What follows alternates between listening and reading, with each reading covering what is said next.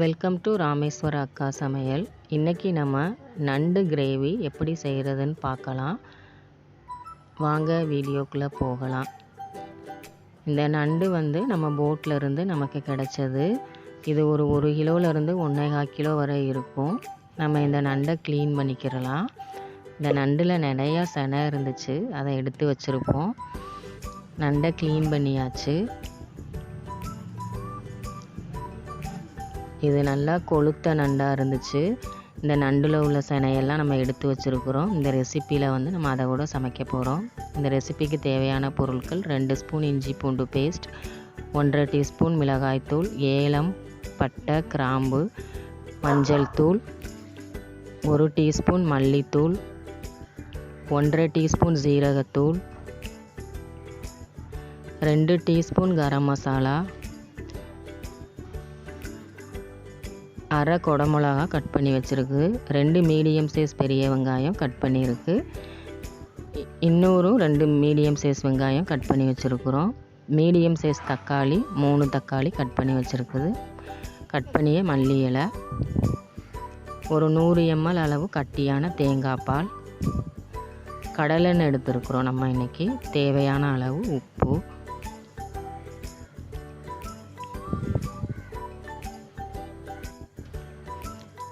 வாங்க இப்போ நம்ம இந்த ரெசிப்பியை செய்ய ஆரம்பிக்கலாம். அடுப்பு பற்ற வச்சாச்சு. நம்ம இன்றைக்கி ஃபஸ்ட்டு நம்ம வெங்காயம் தக்காளியை நம்ம வதக்கி நம்ம அரைச்சி தான் நம்ம இதை செய்ய போகிறோம். அதனால் ஃபஸ்ட்டு நம்ம கட் பண்ணி வச்சுருக்கிற இந்த வெங்காயம் தக்காளியை அரைச்சி எடுத்துக்கிறலாம். இப்போ சட்டி சூடாயிருச்சு. நம்ம ஒரு 2 ஸ்பூன் அளவு எண்ணெய் சேர்த்துக்கிடுவோம்.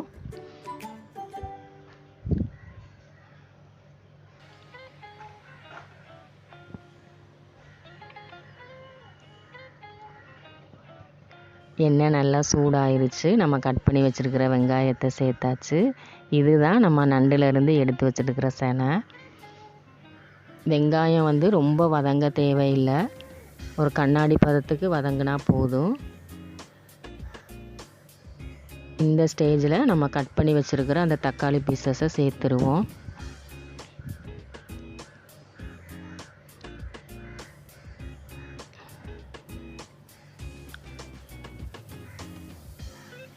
இந்த தக்காளி வெங்காயத்துக்கு தேவையான அளவு கொஞ்சம் உப்பு சேர்த்து இதை நல்லா நம்ம வேக வச்சு எடுத்துக்கிடுவோம். நம்ம இந்த தக்காளி வெங்காயம்லாம் வேக வச்சு நம்ம அரைச்சி அதை செய்யும்போது இந்த நண்டு கிரேவி ரொம்ப டேஸ்ட்டாக இருக்கும்.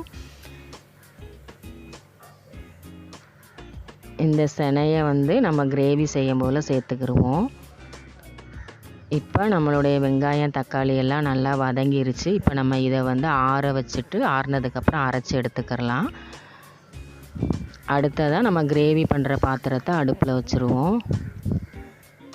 சட்டி நல்லா சூடாகவும் நம்ம 2 ஸ்பூன் அளவு எண்ணெய் சேர்த்துக்கிடுவோம்.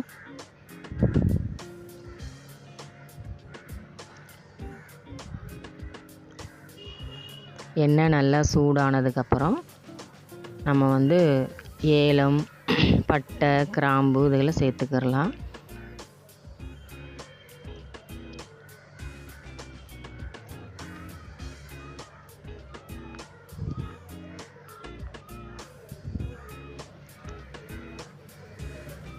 இந்த வாசனை பொருட்கள் நல்லா கொஞ்சம் பொரிஞ்சதுக்கப்புறம் நம்ம ஒரு கைப்பிடி அளவு கருவேப்பிலை சேர்த்துக்கிடுவோம்.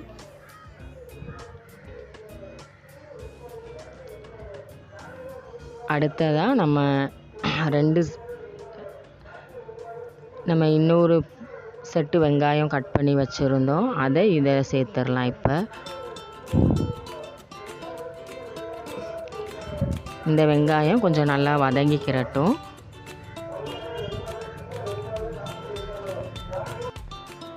இப்போ நம்ம இந்த வெங்காயம் வதங்குறதுக்காக கொஞ்சம் லைட்டாக உப்பு சேர்த்துக்கிடுவோம்.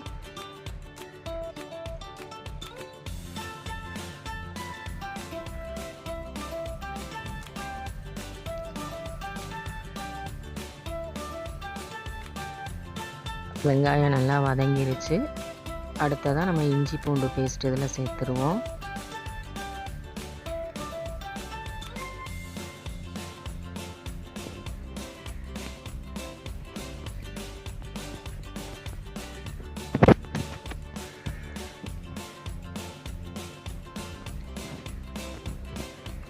இப்போ அதோட பச்சை வாசனை போகிற வரை நம்ம கிண்டி விட்டுறலாம்.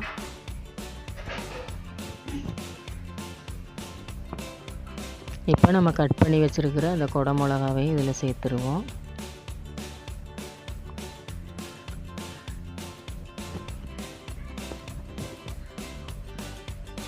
மஞ்சள் தூள் சேர்த்துருவோம். இப்போ நம்மளுடைய மசாலா பொருட்கள் எல்லாத்தையுமே நம்ம இதில் சேர்த்துருவோம். சீரகத்தூள், மல்லித்தூள், கரம் மசாலா,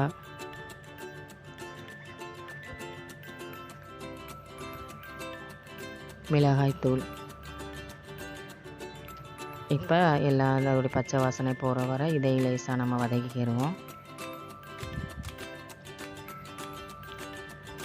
நம்ம ஏற்கனவே வதக்கி வச்சுருந்த அந்த தக்காளி வெங்காயத்தை இப்போ நம்ம நல்லா நைஸாக பேஸ்ட் மாதிரி அரைச்சாச்சு. அதையும் இதில் சேர்த்துருவோம்.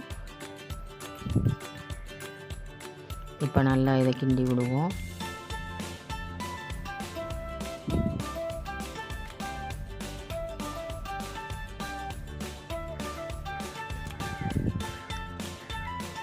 கொஞ்சமாக நம்ம தண்ணி சேர்த்துருக்கோம் இதில்.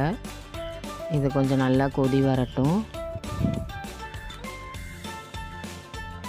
இப்போ நம்மளுடைய தேங்காய் பாலை இதில் சேர்த்துருவோம்.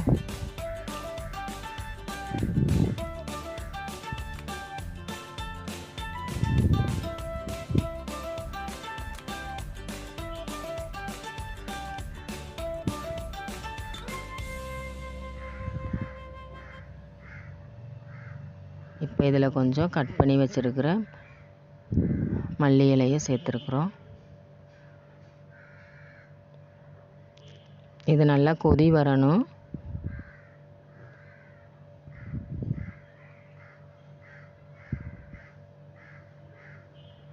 இப்போ நல்லா இது கொதிச்சிருச்சு.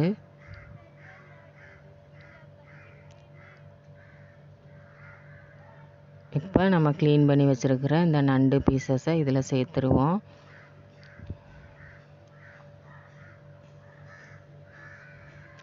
இது வந்து பெரிய நண்டு, கொஞ்சம் வேக டைம் ஆகும். இப்போ நம்மளுடைய சனையவும் சேர்த்துடலாம்.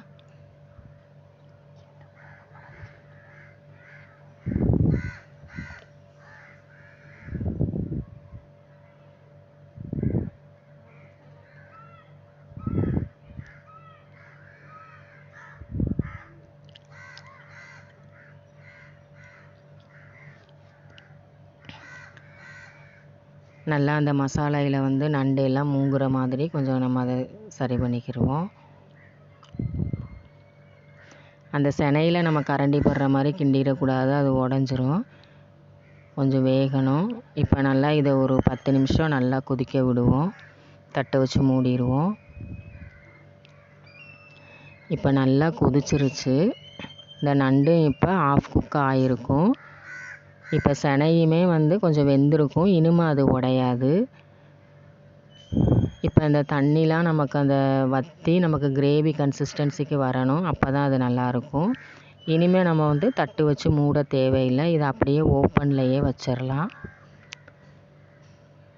இந்த நண்டை வந்து நாங்கள் வியாபாரிகிட்ட போட்டுட்டோம் உயிரோட. அது வந்து செத்துருச்சுன்னு எங்களுக்கு ஃபோன் வந்து தான் ஈவினிங்கில் போய் வாங்கிட்டு வந்தோம். அதனால தான் இப்போ நாங்கள் நைட்டில் இந்த நண்டை சமைச்சிக்கிட்டு இருக்கிறோம்.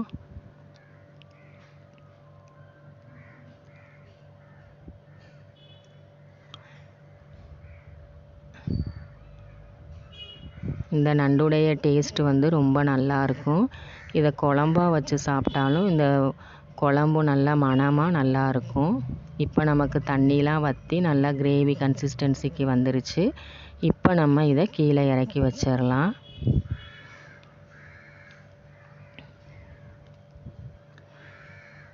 இந்த நண்டு வந்து நல்லா செனையோடு இருந்ததுனால இதோடைய டேஸ்ட்டு வந்து ரொம்ப நல்லா இருந்துச்சு.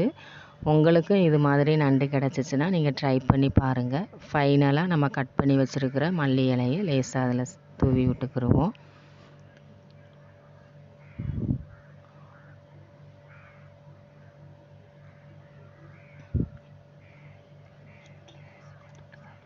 இதை வந்து நீங்கள் சாதத்துக்கு மட்டுமல்லாமல் இட்லி, தோசை, சப்பாத்தி இதுகளுக்கும் நம்ம சாப்பிட்டா நல்லாயிருக்கும். நம்ம இப்போ இதை வேறு ஒரு பவுலில் மாற்றிக்கிடுவோம்.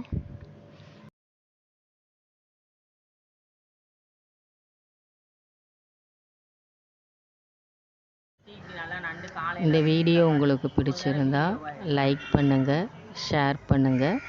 இணைந்திருங்கள் உறவுகளே. மீண்டும் சந்திப்போம். மறக்காமல் சப்ஸ்கிரைப் பண்ணுங்கள்.